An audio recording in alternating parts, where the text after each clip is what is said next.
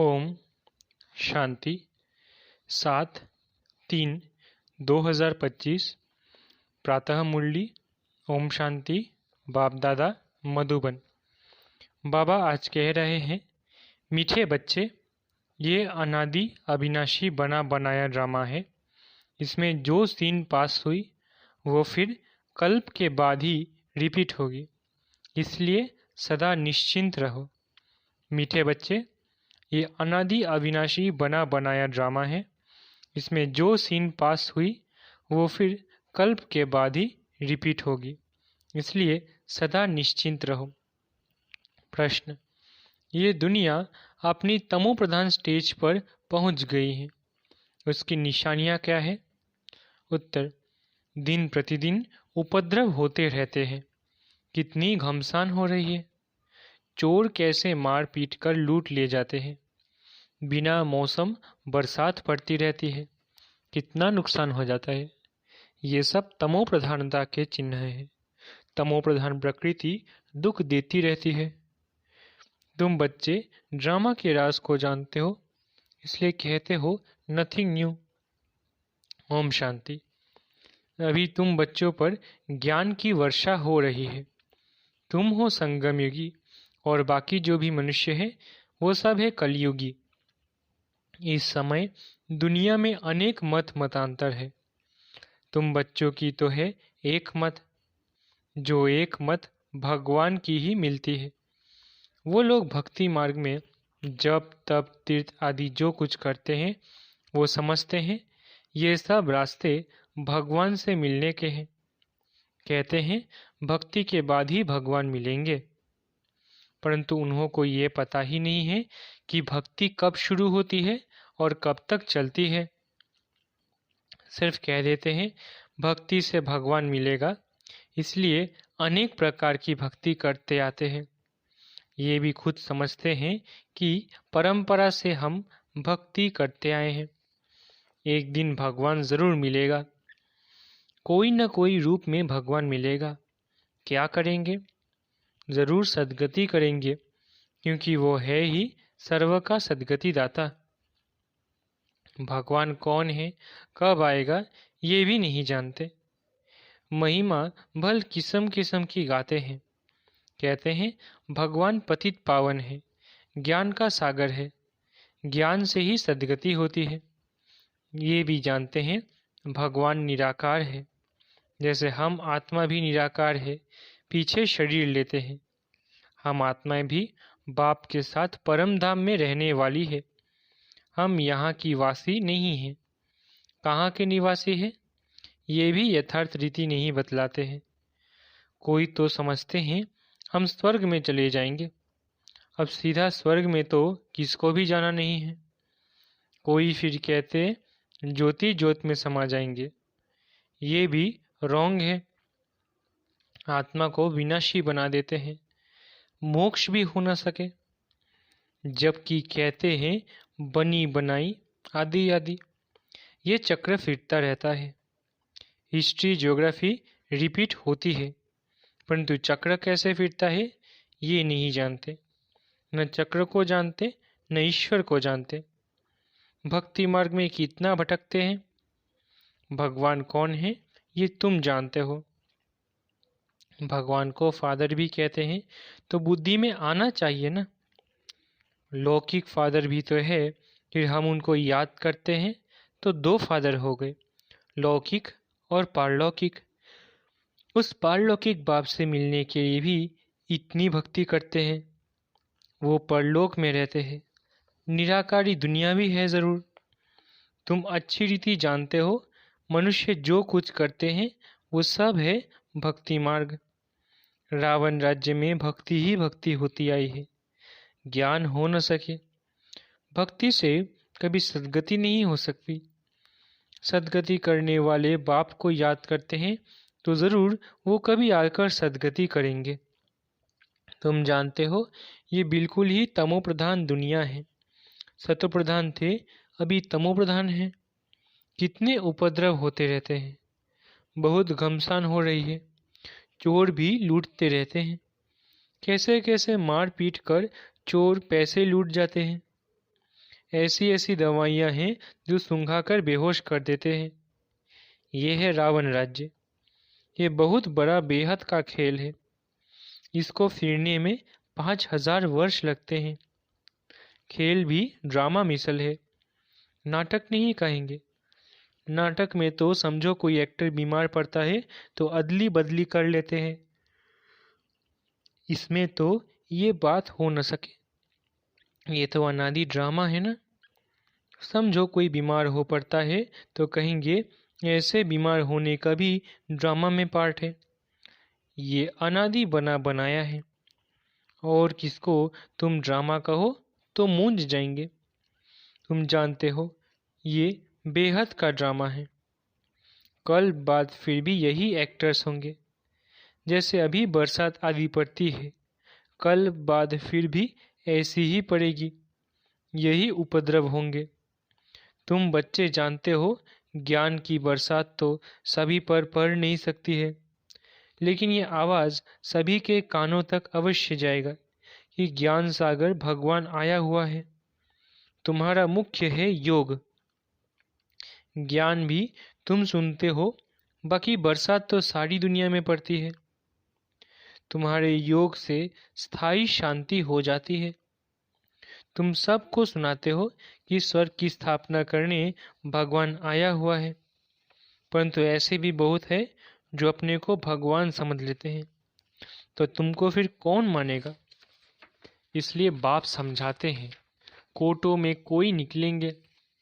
तुम्हारे में भी नंबरवार जानते हैं भगवान बाप आया हुआ है। बाप से तो वर्षा लेना चाहिए ना। कैसे बाप को याद करो वो भी समझाया है। अपने को आत्मा समझो। मनुष्य तो देह अभिमानी बन गए हैं। बाप कहते हैं मैं आता ही तब हूँ जब सभी मनुष्य आत्माएं पतित बन जाती है। तुम कितने तमो प्रधान बन गए हो। अब मैं आया हूँ तुमको सतो प्रधान बनाने। कल पहले भी मैंने तुमको ऐसे समझाया था। तुम तमो प्रधान से सतो प्रधान कैसे बनेंगे? सिर्फ मुझे याद करो। मैं आया हूँ तुमको अपना और रचना का परिचय देने। उस बाप को सभी याद करते हैं रावण राज्य में। आत्मा अपने बाप को याद करती है। बाप है ही अशरीरी, बिंदी है ना, उनका नाम फिर रखा गया है। तुमको कहते हैं शालिग्राम और बाप को कहते हैं शिव। तुम बच्चों का नाम शरीर पर पड़ता है। बाप तो है ही परमात्मा, उनको शरीर तो लेना नहीं है। उसने इनमें प्रवेश किया है। ये ब्रह्मा का तन है, इनको शिव नहीं कहेंगे। आत्मा नाम तो तुम्हारे है ही, फिर तुम शरीर में आते हो। वो परम आत्मा है, सभी आत्माओं का पिता। तो सभी के दो बाप हो गए, एक निराकारी एक साकारी।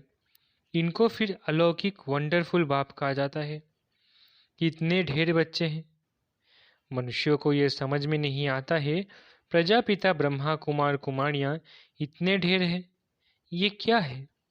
किस प्रकार का ये अधर्म है? समझ नहीं सकते। तुम जानते हो ये कुमार कुमारी प्रवृत्ति मार्ग का अक्षर है ना। माँ बाप कुमारी और कुमार। भक्ति मार्ग में तुम याद करते हो तुम माता पिता। अभी तुमको माता पिता मिला है, तुमको एडॉप्ट किया है। सतयुग में एडॉप्ट नहीं किया जाता, वहाँ एडॉप्शन का नाम नहीं। यहाँ फिर भी नाम है। वो है हद का बाप, ये है बेहद का बाप। बेहद की एडॉप्शन है। ये राज बहुत ही गुह्य समझने लायक है। तुम लोग पूरी रीति किसको समझाते नहीं हो। पहले पहले अंदर कोई आते हैं, बोलो गुरु का दर्शन करने आए हैं, तो तुम बोलो कि ये कोई मंदिर नहीं है। बोर्ड पर देखो क्या लिखा है। ब्रह्मा कुमार कुमारियाँ ढेर है। ये सब प्रजापिता के बच्चे हो गए। प्रजा तो तुम भी हो। भगवान सृष्टि रचते हैं। ब्रह्मा मुख कमल द्वारा हमको रचा है। हम है ही नई सृष्टि के, तुम हो पुरानी सृष्टि के। नई सृष्टि का बनना होता है संगम युग पर। ये है पुरुषोत्तम बनने का युग। तुम संगम युग पर खड़े हो, वे कलयुग में खड़े हैं, जैसे कि पार्टीशन पड़ गई है। आजकल तो देखो कितने पार्टीशन हैं। हर एक धर्म वाला समझते हैं हम अपनी प्रजा को संभालेंगे, अपने धर्म को, हम जिन्स को सुखी रखेंगे। इसलिए हर एक कहते हैं हमारी स्टेट से ये चीज़ बाहर न जाए। आगे तो राजा का सारी प्रजा पर हुक्म चलता था। राजा को माई बाप अन्नदाता कहते थे। अभी तो राजा रानी कोई है नहीं, अलग अलग टुकड़े हो गए हैं। कितने उपद्रव होते रहते हैं, अचानक बाढ़ आ जाती है, भूकंप होते रहते हैं। ये सब है दुख का मौत। अभी तुम ब्राह्मण समझते हो कि हम सब आपस में भाई भाई हैं, तो हमें आपस में बहुत बहुत प्यार से खीर खंड होकर रहना है। हम एक बाप के बच्चे हैं, तो आपस में बहुत प्यार होना चाहिए। राम राज्य में शेर बकरी जो एकदम पक्के दुश्मन हैं, वो भी इकट्ठे पानी पीते हैं। यहाँ तो देखो घर घर में कितना झगड़ा है। नेशन नेशन का झगड़ा आपस में ही फूट पड़ती है। अनेक मतें हैं। अभी तुम जानते हो हम सब अनेक बार बाप से वर्षा लिया है और फिर गंवाया है, अर्थात रावण पर जीत पाते हैं और फिर हारते हैं। एक बाप की श्रीमत पर हम विश्व के मालिक बन जाते हैं, इसलिए उनको ऊंचते ऊंच भगवान कहा जाता है। सर्व का दुख हरता सुख करता कहा जाता है। अभी तुमको सुख का रास्ता बता रहे हैं। तुम बच्चे आपस में खीर खंड होने चाहिए। दुनिया में आपस में सभी है लून पानी, एक दो को मारने में देरी नहीं करते।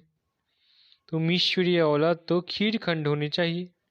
तुम ईश्वरीय संतान देवताओं से भी ऊंच ठहरे। तुम बाप के कितने मददगार बनते हो। पुरुषोत्तम बनाने के मददगार हो तो ये दिल में आना चाहिए। हम पुरुषोत्तम हैं तो हमारे में वो दैवी गुण है। आसुरी गुण है तो वो फिर बाप का बच्चा तो कहला ना सके। इसलिए कहा जाता है सदगुरु का निंदक ठौर ना पाए। वो कलयुगी गुरु फिर अपने लिए कहकर मनुष्यों को डरा देते हैं। तो बाप बच्चों को समझाते हैं, सपूत बच्चे वो हो जो बाप का नाम बाला करते हैं, खीर खंड हो रहते हैं। बाप हमेशा कहते हैं खीर खंड बनो, लून पानी हो, आपस में लड़ो झगड़ो नहीं। तुमको यहाँ खीर खंड बनना है। आपस में बहुत लव चाहिए, क्योंकि तुम ईश्वरीय औलाद हो ना। ईश्वर मोस्ट लवली है, तब तो उनको सभी याद करते हैं। तो तुम्हारा आपस में बहुत प्यार होना चाहिए, नहीं तो बाप की इज्जत गंवाते हो। ईश्वर के बच्चे आपस में लून पानी कैसे हो सकते, फिर पद कैसे पा सकेंगे। बाप समझाते हैं आपस में खीर खंड हो रहो। लून पानी होंगे तो कुछ भी धारणा नहीं होगी। अगर बाप के डायरेक्शन पर नहीं चलेंगे तो फिर ऊंच पद कैसे मिलेंगे। देह अभिमान में आने से ही फिर आपस में लड़ते हैं। देही अभिमानी हो तो कुछ भी खिटपिट ना हो। ईश्वर बाप मिला है तो फिर दैवी गुण भी धारण करने हैं। आत्मा को बाप जैसा बनना है। जैसे बाप में पवित्रता, सुख, प्रेम आदि सब है, तुमको भी बनना है। नहीं तो ऊंच पद पा नहीं सकते। पढ़ कर बाप से ऊंच वर्षा पाना है। बहुतों का जो कल्याण करते हैं वही राजा रानी बन सकते हैं, बाकी दास दासियां जाकर बनेंगे। समझ तो सकते हैं ना कौन कौन क्या बनेंगे। पढ़ने वाले खुद भी समझ सकते हैं। इस हिसाब से हम बाबा का क्या नाम निकालेंगे। ईश्वर के बच्चे तो मोस्ट लवली होने चाहिए, जो कोई भी देख खुश हो जाए। बाबा को भी मीठे वो लगेंगे। पहले घर को तो सुधारो, पहले घर को फिर दूसरों को सुधारना है। गृहस्थ व्यवहार में कमल फूल समान पवित्र और खीर खंड होकर रहो। कोई भी देखे तो कहे ओहो, यहाँ तो स्वर्ग पड़ा है। अज्ञान काल में भी बाबा ने खुद ऐसे घर देखे हैं।